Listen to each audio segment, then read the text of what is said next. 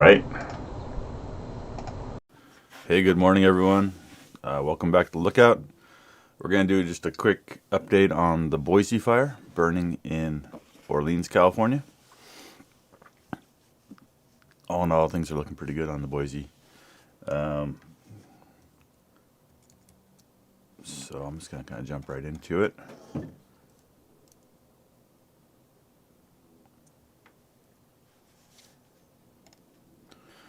All right, so here's infrared mapping from last night of the fire. And fire is surrounded by, it's got the Perch Fire, which burned in 2023 to the north of it. Here's Orleans, California. We're kind of in the northwest corner of California. And if you don't know where Orleans is, then this fire probably wouldn't be a huge amount of interest to you. Here's Red Salmon Complex from 2020, and over here is the Butler Fire from 2013. White line shows 24 hours of spread on the fire, so it hasn't really spread much in the last 24 hours. The areas that people are kind of most concerned about, obviously, are the areas where the fire could spread down towards Orleans. And there's a dozer line down the ridge here, and then hand line at the bottom. And that's held for, this part of the line held. The fire spread out to the line here and held at the line. And so this whole edge of the fire has had minimal spread. There's a little section down here that's shown on the ops map as being across the hand line, and it's hard for us to tell from afar if that's a mapping error or what. But the fire hasn't really advanced there in the last 24 hours.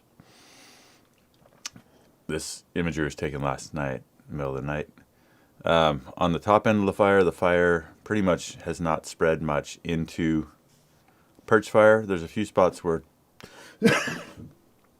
fire spread over the ridge into Perch, but it hasn't really grown a lot on that Perch side.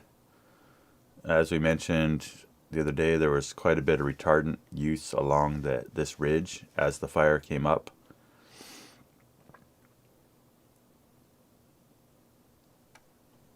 And also the locals weren't really that concerned about the fire getting into here because this all burned last year.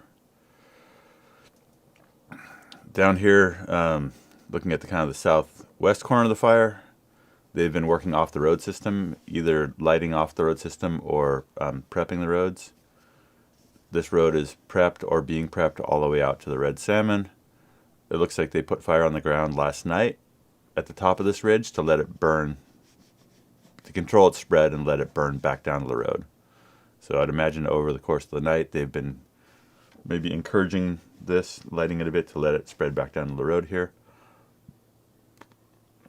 But on the ops map, it shows this road being prepped for firing all the way out to here. Right now, the fire's backing down into this drainage. Whoa. And it's wild. And it's going to probably run up out of there into the Red Salmon. And then along the top of this 4-year-old burn, they've been kind of slowly firing along the ridge here to kind of tie it into the fire line from the old burn. So there's not a lot of terrain left for this fire to run up onto. They fired this road here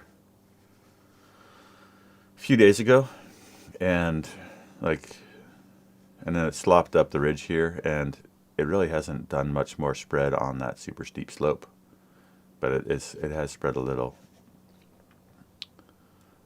On the other side of the ridge here, so we're looking down now into the Salmon River, into the Butler Fire Scar. And fire made a good push into Butler like 3 days ago, and it's backing slowly out in here. It's really not moving very fast. This is really pretty scrubby. It's a 11-year-old burn, and it's kind of slowly munching through low brush and deadened down stuff from previous fires, but it's really moving slowly out here.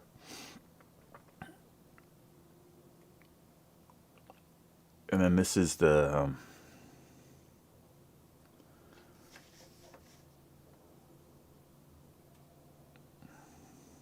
Orleans Lookout Ridge, basically.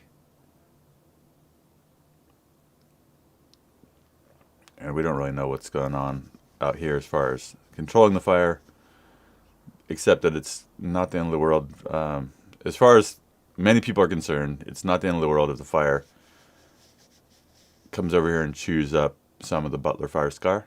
Other folks obviously want every fire put out right away. This fire is going to be burning on an 11-year interval, which is a natural interval. So at least ecologically speaking, it's not a bad deal for the fire to burn out here in Butler. But if you live over here on the Salmon River and don't want smoke and a fire in your backyard all the rest of the summer, it's not ideal.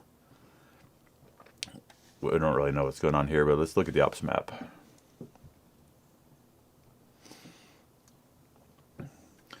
Real quick, I want to shout out to our sponsor, QTAC. QTAC makes stuff like this to turn your pickup into a fire truck. They also make full-on fire trucks, and they make really nice little skid units to go in a UTV. Great for prescribed fire, great for protecting your house, and QTAC is really supportive of folks becoming kind of self-reliant when it comes to fire and putting fire on the ground. So we appreciate their stuff and their help. Here's the ops map for today.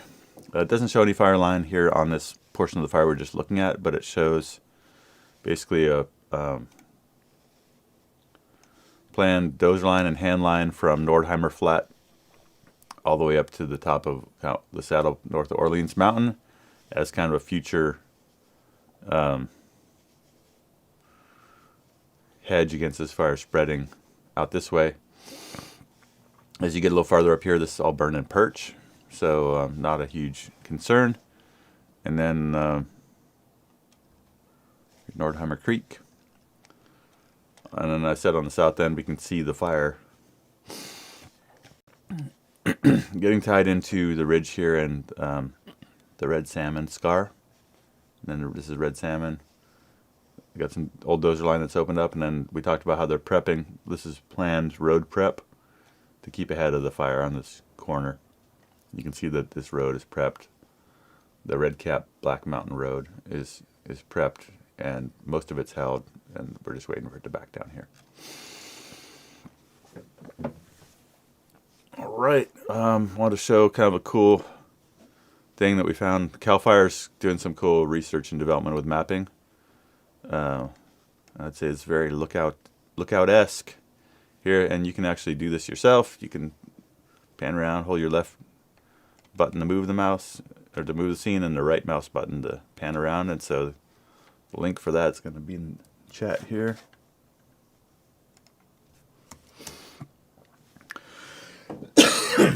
Okay.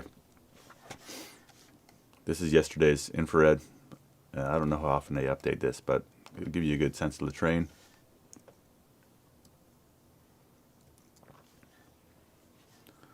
Anyway, if you haven't watched them yet, go back and watch our videos on the YouTube from the last week or so about fire in the Klamath and fire culture, and that's